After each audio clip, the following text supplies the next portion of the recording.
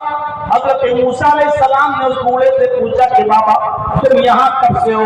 کہا کئی سالوں سے۔ کہا تمہاری تمنا کیا ہے؟ کہا کچھ نہیں، میں تو اللہ کی عبادت کرتا ہوں، اللہ کی پرستش میں لگا رہتا ہوں، اور میں نے کتابوں میں پڑھا ہے آخری نبی موسیٰ، میں نے پڑھا ہے کہ آخری نبی سے پہلے محمد رسول اللہ سے پہلے کہ نبی آئے گا اور وہ موسیٰ ہوگا، موسیٰ ہوگا، بس میں موسیٰ کا انتظار کر رہا ہوں۔ یہ تورات اولڈ ٹیسٹمنٹ کی بات کر رہا ہوں میں، تو یہ نہ پوچھے کہ مولانا کون سی حدیث میں آیا۔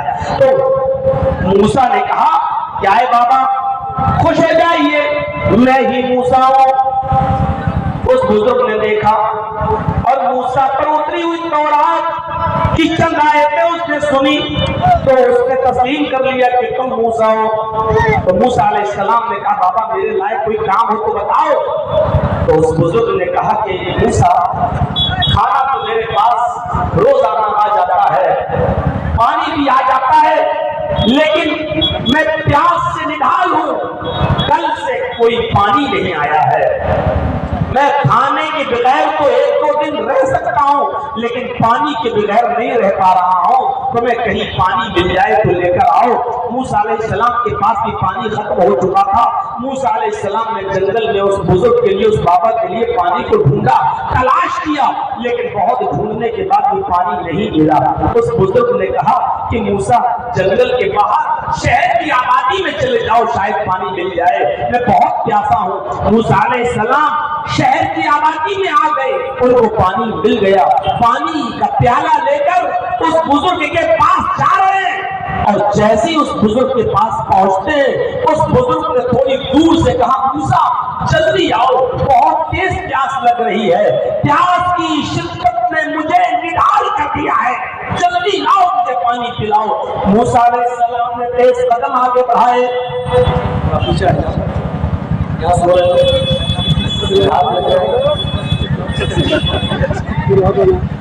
تو موسیٰ علیہ السلام نے تیز قدم آگے بڑھایا، اور جیسے اس بزرگ کے پاس پہنچے بزرگ زمین پر گر گیا، اور جیسے زمین پر گرا بزرگ کی روح نکل گئی، وہ بوڑھا آدمی مر گیا۔ موسیٰ علیہ السلام پانی کا پیالہ پکڑے ہوئے اور دیکھتے کہ بزرگ کی روح نکل گئی۔ تورات کہتی ہے، اولڈ ٹیسٹمنٹ کہتی ہے کہ موسیٰ کو غصہ آیا، اور موسیٰ نے پانی کا گلاس یا پیالہ اٹھا کر زمین پر پٹک دیا اور کہا اللہ سمجھ میں نہیں آتا تیرا یہ کیسا نیائے ہے، کیسا انصاف ہے، کیسا نرنے ہے، کیسا ججمنٹ ہے۔ ایک بزرگ بندے نے پوری زندگی تیری عبادت میں لگا دی، ایک بزرگ نے پوری زندگی تیری پرستش اور پوجا میں لگا دی، اور آج جب اس کو پیاس لگی تو تو نے اس کو 2 گھونٹ پانی پینے کا بھی موقع نہیں دیا اور اس کی روح نکال لی۔ کم سے کم 2 گھونٹ پانی تو پی لینے دیتا۔ آواز آتی ہے، اسی جنگل میں موسیٰ نے کان لگایا، چونکہ موسیٰ کلیم اللہ تھے، اللہ سے ڈائریکٹ کلام کیا کرتے تھے۔ آواز آتی ہے اس جنگل میں، اے موسیٰ تم اپنی زبان پہ لگام تو کچھ زیادہ بول رہے ہو۔ موسیٰ نے کہا اللہ اس میں زیادہ بولنے والی کون سی بات ہے؟ ایک بزرگ نے پوری زندگی تیری عبادت میں لگا دیا اور تو نے آج اس کو 2 گھونٹ پانی پینے کا بھی موقع نہیں دیا۔ پھر آواز آتی ہے موسیٰ پانی پینے کا موقع کیوں نہیں دیا یہ سوچو۔ موسیٰ نے کہا کہ تو ہی بتا دے پانی پینے کا موقع کیوں نہیں دیا۔ آواز آتی ہے موسیٰ اس بندے کو اب تک کون کھلاتا تھا، اب تک پانی کون پلاتا تھا، اس جنگل میں اس بوڑھے کا خیال کون رکھتا تھا؟ موسیٰ نے کہا اے اللہ تو کہا جب اب تک میں کھلاتا تھا، اب تک پانی میں پلاتا تھا، اور اس بوڑھے کو کھلانے اور پلانے والا اس کی بزرگی میں بھی اس کا دھیان و خیال رکھنے والا جب میں تھا، تو اس بزرگ کو جب آج پیاس لگی تو اس کو پانی کا سوال مجھ سے کرنا چاہیے تھا یا تجھ سے؟ اے موسیٰ تو جنگل میں آج گیا ہے، اگر اس کو پیاس ہی لگی تھی تو بتا، اس کو پانی مجھ سے مانگنا چاہیے تھا یا تجھ سے؟ موسیٰ علیہ السلام نے کہا تجھ سے، پھر آواز آتی ہے آئے موسیٰ، اس نے پانی مجھے چھوڑ کر تجھ سے مانگا ہے اور تو پانی لے کر بھی آیا ہے، تو اس بزرگ کے پاس پہنچ بھی گیا تھا، لیکن تیرے پہنچنے سے پہلے میں نے اس کی روح کو نکال لیا ہے، یہ دکھانے کے لیے کہ کسی نبی اور کسی پیغمبر کے اندر بھی یہ طاقت نہیں ہے کہ اگر اللہ نہ چاہے تو وہ اپنی مرضی سے کسی کو پانی پلا سکے، کسی کو کچھ کھلا سکے۔ اے موسیٰ، اگر تیرے اندر طاقت ہے تو ذرا اس بزرگ بندے کو پانی پلا کر دکھا۔ میں یہی دکھانا چاہتا ہوں ساری دنیا کے لوگوں کو کہ کوئی نبی، کوئی پیر، کوئی ولی ایسا نہیں کہ جو اپنی مرضی سے کسی کو کچھ کھلائے یا پلائے۔ اے موسیٰ، تیرے اندر طاقت ہے تو ذرا پانی پلا کر دکھا۔ نہیں پلا سکتا ہے کیونکہ میں نے اس کی روح کو نکال لیا۔ میرے بھائیوں، زندوں سے مدد طلب کرنا اسلام میں جائز ہے۔ آپ کسی کام کی ہیلپ جرجی صاحب سے لے سکتے ہیں، جرجی صاحب بھی آپ کی زندگی میں مدد طلب کر سکتے ہیں۔ لائیے مجھے 100 200 500 1000 روپیہ ادھار دے دیجیے، میں آپ کو دے دوں گا۔ آپ کو میری ضرورت، مجھے آپ کی ضرورت۔ دنیا میں اللہ نے ایک دوسرے کا ضرورت مند بنایا ہے، لیکن تصور کریے موسیٰ علیہ السلام کے سلسلے میں تورات میں آج یہ لکھا ہے کہ موسیٰ علیہ السلام سے اس بزرگ نے ایک گلاس پانی کیا مانگ لیا۔ اللہ نے کہا اس بزرگ نے پانی مجھ سے نہیں تجھ سے مانگا ہے، اگر تیرے اندر طاقت ہے تو ذرا پلا کے دکھا۔ یہ توحید اولڈ ٹیسٹامنٹ میں، تورات میں آج بھی موجود ہے۔ اب آپ اندازہ لگائیے یہ توحید کیا ہے۔ اسلام کی سب سے بڑی خوبی یہ ہے کہ وہ توحید کا درس دیتا ہے۔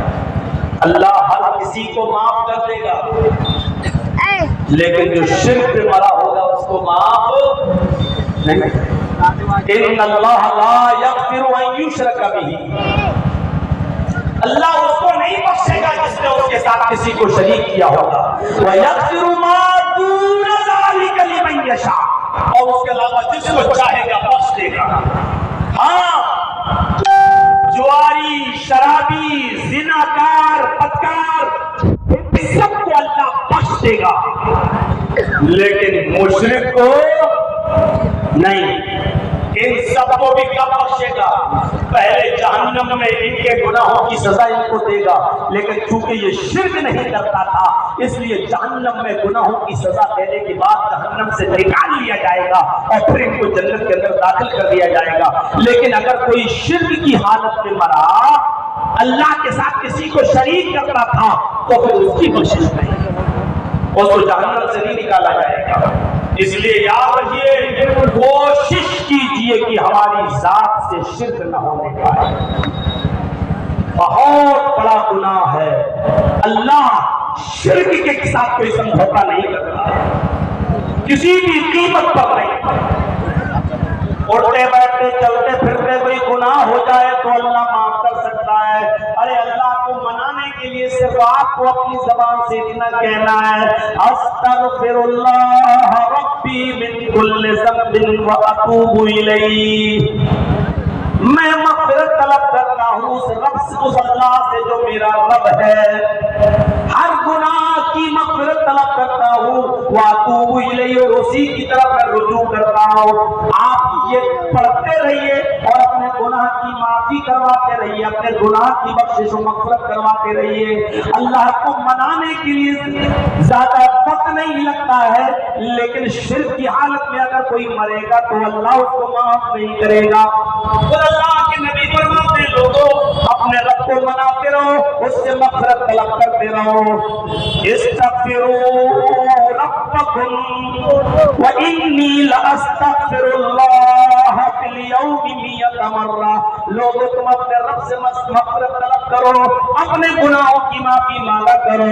خود میرا حال یہ ہے کہ دن بھر میں، ایک دن میں 24 گھنٹے میں 100 مرتبہ اللہ سے مغفرت طلب کرتا ہوں۔ وَإِنِّي لَأَسْتَغْفِرُ اللَّهَ فِي الْيَوْمِ 100 مرہ، میں 100 سے زیادہ بار اللہ سے مغفرت طلب کرتا ہوں۔ اس نبی کا حال یہ ہے جس سے گناہ کا امکان نہیں ہے۔ وہ نبی جو جنتی ہے، وہ نبی جو جنت کا دروازہ سب سے پہلے کھٹکھٹائے گا، وہ نبی جو جنت میں سب سے پہلے جائے گا، وہ نبی جو گناہوں سے پاک و صاف ہے، وہ نبی جس کے اوپر اللہ کی مدد ہر وقت رہتی ہے، وہ نبی جب 100 سے زیادہ بار مغفرت طلب کر رہا ہے، استغفر اللہ کی زبان سے کہہ رہا ہے، تو میرے بھائیو ہمیں اور آپ کو اپنے گناہوں اور اپنے ہو جانے والے پاپ اور پاپ کی مغفرت اللہ سے کتنی مانگنی چاہیے؟ جب نبی اکرم دن بھر میں 100 سے زیادہ مرتبہ مغفرت طلب کر رہے ہیں تو ہمیں اپنے رب کے سامنے کتنا گڑگڑانا چاہیے اور کتنی توبہ کرنا چاہیے اور کتنا اپنے رب کو پکار کے منانا چاہیے۔ ہر مسلمان اپنے غریبانوں میں اپنے بٹن کھولے اور جھانک کر غور کرے کہ دن بھر میں اس سے کتنے گناہ۔ ابھی جائیے گا جلسہ سننے کے بعد بستر پر سونے سے پہلے صبح سے لے کے شام تک ذرا ایک حساب کتاب لیجیے گا، ایک کاپی لے لیجیے گا اور لکھیے گا کہ میں نے 8 بجے کیا کیا تھا، 9 بجے کیا کیا تھا، 10 بجے کیا کیا تھا، شام کو سوتے وقت اب تک کتنے جھوٹ بولے ہیں، اب تک کتنے گناہ کیے ہیں۔ میرے بھائیوں، ہر آدمی اپنے روزانہ بستر پر سوتے وقت اپنا محاسبہ کیا کرے، اپنا حساب و کتاب لیا کرے کہ اس نے دن بھر میں کیا کیا ہے، اور پھر دوسرے دن اس سے کم کرنے کی کوشش کرے، تیسرے دن اور کم کرنے کی کوشش کرے، چوتھے دن اور کم کرنے کی کوشش کرے۔ اللہ کے نبی تو یہ فرماتے ہیں کہ جب تم بستر پر سونے کے لیے جاؤ تو صبح کا انتظار مت کرنا، پتہ نہیں صبح تم مردوں میں لکھے جاؤ یا زندوں میں، اور جب صبح اٹھ جاؤ تو تم شام کا انتظار مت کرنا، پتہ نہیں شام کو تم مردہ کہلاؤ یا زندہ کہلاؤ۔ آپ نے عبداللہ ابن عمر سے ان کا موڈھا ان کے کاندھے پکڑ کے کہا تھا، یا عبداللہ کن فی الدنیا کأنک غریب او عابر سبیل، اے عبداللہ دنیا کے اندر مسافر یا اجنبی بن کر رہا کرو، اور سنو اے عبداللہ، اذا اصبحت فلا تنتظر المساء واذا امسیت فلا تنتظر الصباح، اے عبداللہ جب صبح ہو جایا کرے تو تم شام کا انتظار مت کیا کرو، اور جب شام ہو جایا کرے تو تم صبح کا انتظار مت کیا کرو۔ تو میں عرض یہ کر رہا تھا میرے بھائیوں کہ اسلام ہی سب کا مذہب ہے اور توحید ہی ہر نبی کی دعوت ہے۔ وَلَقَدْ بَعَثْنَا فِي كُلِّ أُمَّةٍ رَسُولًا أَنِ اعْبُدُوا اللَّهَ وَاجْتَنِبُوا الطَّاغُوتَ، دنیا میں جتنے بھی رسول آئے ہر رسول نے اپنی قوم کو اسی بات کی دعوت دی۔ ہم نے ہر امت کے اندر ایک رسول بھیجا، ہر ذات کے سموہ کے اندر، ہر گروہ کے اندر ہم نے ایک رسول بھیجا۔ اس رسول کی دعوت کیا تھی؟ ان اعبدوا اللہ، ایک اللہ کی عبادت، ایک اللہ کی عبادت، یہی سب کی دعوت تھی۔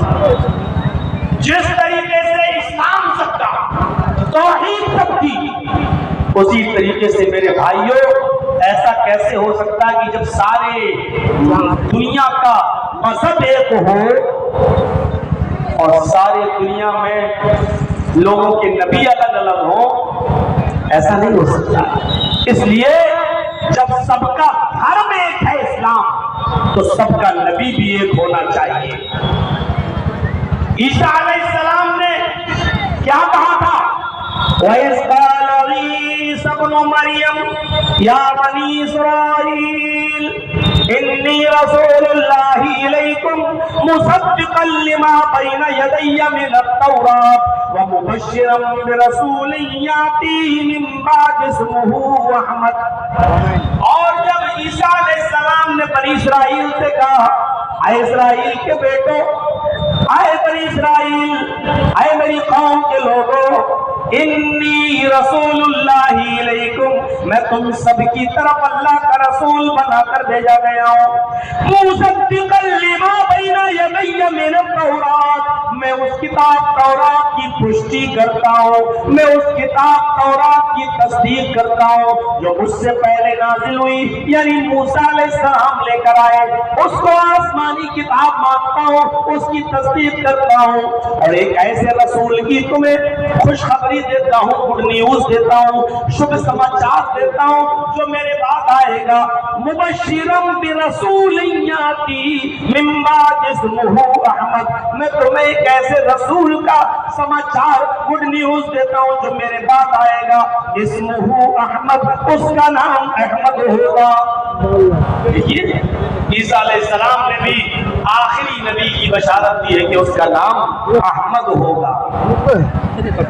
اللہ کے رسول صلی اللہ علیہ وسلم کے کئی نام تھے, دو نام بہت مشہور ہیں, ایک محمد اور ایک احمد. خود اللہ کے نبی صلی اللہ علیہ وسلم نے فرمایا کہ میرے کئی نام ہیں, ان لی اسماء, میرے کئی نام ہیں. انا محمد, میرا ایک نام محمد ہے. وانا احمد, اور میرا ایک نام احمد ہے. وانا الماحی, میرا ایک نام ماحی, گناہوں کو مٹانے والا بھی ہے. وانا الحاشر, میرا ایک نام حاشر بھی ہے. وانا العاقب, اور میرا ایک نام عاقب بھی ہے. اللہ کے نبی صلی اللہ علیہ وسلم نے خود یہ بتایا کہ میرا ایک نام محمد بھی ہے اور ایک نام احمد بھی ہے. یہ محمد اور احمد, یہ دو نام میرے بھائیوں بائبل میں بھی ملیں گے, اولڈ ٹیسٹامنٹ میں بھی ملیں گے, اور آپ کے برادران وطن, آپ کے ہندو بھائیوں کی کتابوں میں بھی یہ دو نام آپ کو بہت ملیں گے. محمد, محمد, احمد, یہ نام بڑے پڑے ہیں. اجیار ہیتو کیرت محمداندھیکارم ناشم ودھایم بھیتدودیتیجویکا. محمداندھیکارم ناشم, محمد آئیں گے. محمداندھیکارم, محمد کے آنے کے بعد اندھیرا ناش ہو جائے گا. محمداندھیکارم ناشم, اس دنیا میں جب محمد آئیں گے تو محمد کے آنے کے بعد ظلمت مٹ جائے گی, اندھیرا ختم ہو جائے گا, ضلالت مٹ جائے گی. محمد اندھیرے کو ختم کریں گے. کیا محمد رسول اللہ نے اندھیرے کو ختم نہیں کیا؟ نبی اکرم کے اس دنیا میں آنے سے پہلے اس دنیا میں کتنا اندھیرا تھا آپ اندازہ نہیں لگا سکتے. شراب ایسے پی جاتی تھی جیسے ہم لوگ کولڈ ڈرنک پیتے ہیں, پیپسی اور تھمس اپ پیتے ہیں یا پانی پیتے ہیں, پانی کی طرح پی جاتی تھی شراب. زناکاری چرم پر تھی. اور آپ کو ایک بات بتاتا ہوں تو آپ تعجب کریں گے, محمد رسول اللہ کے آنے سے پہلے عورتیں خانے کعبہ کا طواف کرتی تھی. نبی اکرم کے محمد رسول اللہ کے آنے سے پہلے جو عورتیں خانے کعبہ کا طواف کرتی تھی مکے کے اندر, ان کے جسموں پر کوئی کپڑا نہیں ہوتا تھا, وہ بالکل ننگی اور برہنہ ہو کر طواف کرتی تھی. سماج ان کو کپڑا پہن کر طواف کرنے کی اجازت نہیں دیتا تھا. پڑھیے بخاری شریف. میرے بھائیوں, عورتیں خانے کعبہ کا طواف بالکل سارے کپڑے اتار کر بالکل برہنہ, جیسے کوئی بچہ اپنی ماں کے پیٹ سے پیدا ہوتا ہے وہ ننگا اور برہنہ ہوتا ہے, ایسی عورتیں بالکل ننگی ہو کر طواف کرتی تھی خانے کعبہ. جوا تو اتنا کھیلا جاتا تھا کہ زاد المعاد رضی اللہ عنہ قیم تھی کہ لوگ جوئے میں رقم ہار جاتے تھے تو اپنی بلڈنگ پر اپنا مکان لگا دیتے تھے, اور مکان بھی جب جوئے میں ہار جاتے تھے تب بھی چین نہیں ملتا تھا, اپنی بیوی جوئے میں لگا دیا کرتے تھے, اور جب بیوی بھی جوئے میں ہار جاتے تھے تب بھی ان کو سکون مل گیا تھا, وہ اپنی جوان بیٹی کی جوئے میں لگا دیا گیا. شادیوں کا طریقہ کیا تھا؟ ہم لوگوں میں تو شادی ہوتی ہے, لڑکا پیغام دیا لڑکی کو اور گئی برات, حالانکہ اس کا کوئی ثبوت نہیں ہے, لیکن جو غلطی ہو کے آ گئی میاں بیوی بن گئے. ہمارے یہاں تو بے حیائی بھی ہے, لیکن صرف اتنی کہ شادی سے پہلے ہی لڑکے اور لڑکیاں موبائل پہ لگے رہتے ہیں, ایک دوسرے کو پرپوز کر دیتے ہیں, رات بھر واٹس ایپ پہ چیٹنگ ہوتی ہے. ہمارے یہاں یہ بے حیائی ہے. ہمارے یہاں اتنا ہے شادی سے پہلے کوئی لڑکا لڑکی کو ڈیٹ پہ لے گیا, پارک میں گھما رہا ہے, کالج کی کینٹین میں بیٹھ کے چائے پی رہا ہے. یہ بے حیائی ہے, میں مانتا ہوں, لیکن محمد رسول اللہ کے آنے سے پہلے عرب کے اندر میرے بھائیوں شادیوں کے طریقے کیسے تھے آپ سنیں گے تو تعجب کریں گے. بخاری اٹھائیے, کتاب النکاح پڑھیے اور زمانے جاہلیت کے نکاح پر ایک نظر ڈالیے. ایک لڑکا کسی لڑکی کو پیغام نکاح دیتا, شادی بھی ہوتی, ودا ہو جاتی اور اپنے گھر پہ لاتا. سنیے, شادی کرنے کے بعد لڑکا لڑکی بنی, شوہر اپنی بیوی کو اپنے گھر لے آیا. اب یہ بیوی تو میری, لیکن شوہر اپنی بیوی سے, لڑکا اپنی بیوی سے ملتا نہیں تھا, اس کے ساتھ رات نہیں گزارتا تھا, بلکہ جس سے شادی کر کے جس کو اپنے گھر لایا ہے اپنی اس بیوی کو کسی دوسرے مرد کے حوالے کر دیتا تھا کہ اس کو تم لے جاؤ اور اتنے دن تک تم اس کو اپنے پاس رکھو جب تک کہ یہ تمہاری نطفے سے حاملہ نہ ہو جائے, جب تک اس کے پیٹ میں بچہ نہ ٹھہر جائے. اور یہ باتیں کوئی ہم لیلا مجنون کی کتاب کی نہیں بتا رہے ہیں, بخاری شریف کی حدیث سے بتلا رہے ہیں. زمانے جاہلیت کے نکاح پر ایک نظر ڈالیے. لڑکا شادی کر کے لایا, بیوی اس کی, لیکن وہ اپنی بیوی سے نہیں ملتا تھا بلکہ اپنی بیوی کو اپنے دوست کے حوالے کر دیا, جاؤ اس کو لے جاؤ اور اتنے دن تک اس کے ساتھ رہو جب تک اس کے حمل نہ ٹھہر جائے.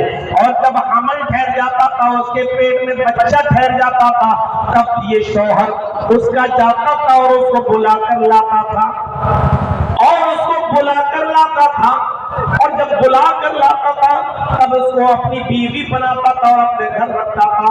اور ایسا اس لیے کیا جاتا تھا, یہ وہ سمجھتا تھا کہ ایسا کرنے سے بچہ نیک پیدا ہوگا, ایسا کرنے سے ان کا عقیدہ یہ تھا, ان کی آستھا یہ تھی, ان کا بلیف یہ تھا کہ ایسا کرنے سے نیک اولاد پیدا ہوگی. ہمارے ادھر بھی بڑے عجیب عجیب دستور ہیں.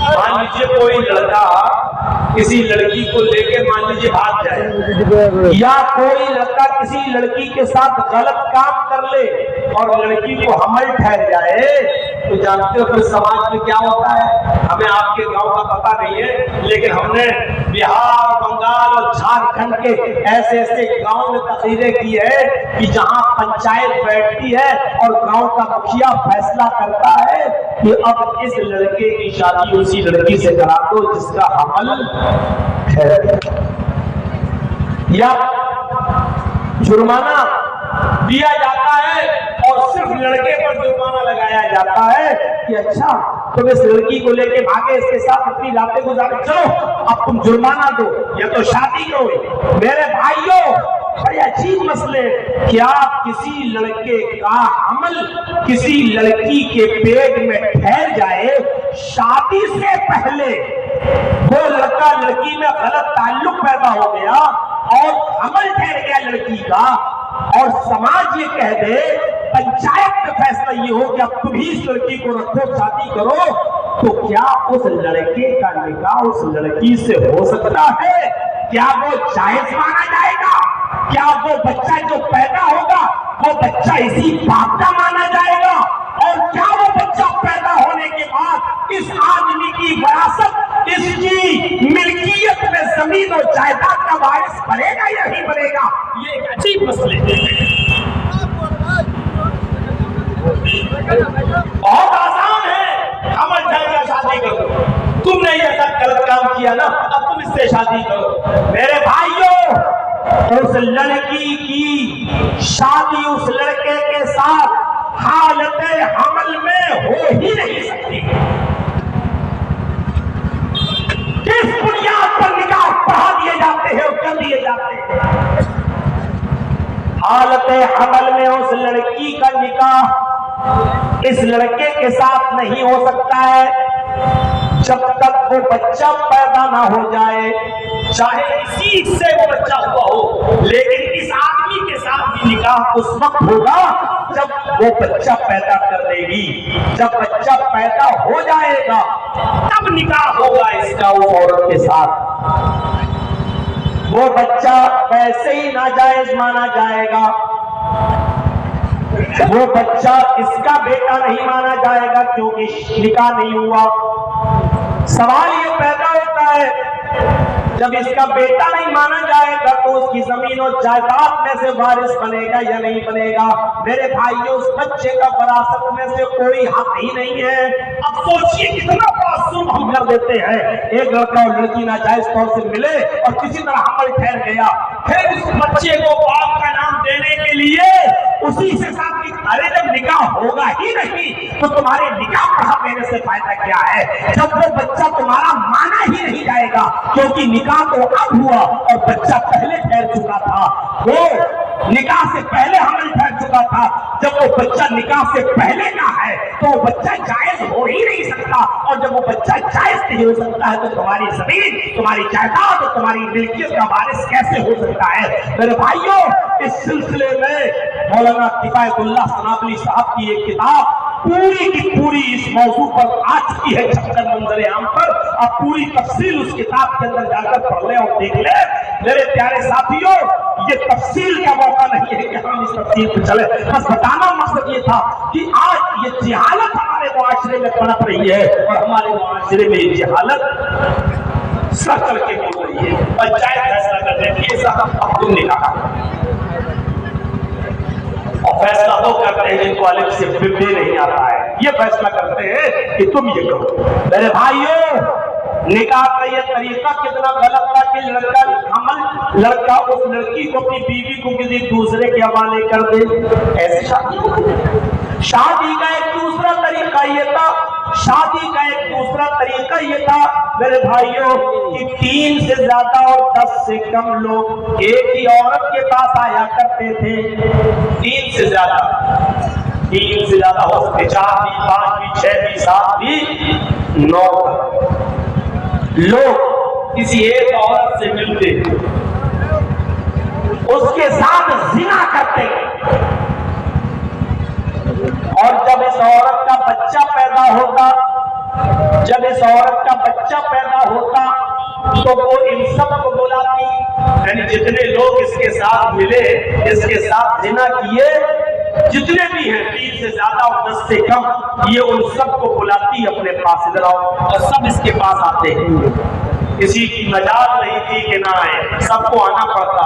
अब इस औरत को इख्तियार था, ये औरत बच्चा अपना उठाती, और बच्चा उठाने के बाद उन लोगों में से जो 3 से ज्यादा हैं, 10 से कम हैं, जितने भी लोग हैं जो इस औरत से जिना किए, अपना बच्चा जिसकी गोद में रख देती है उसी का बच्चा मान लिया जाता।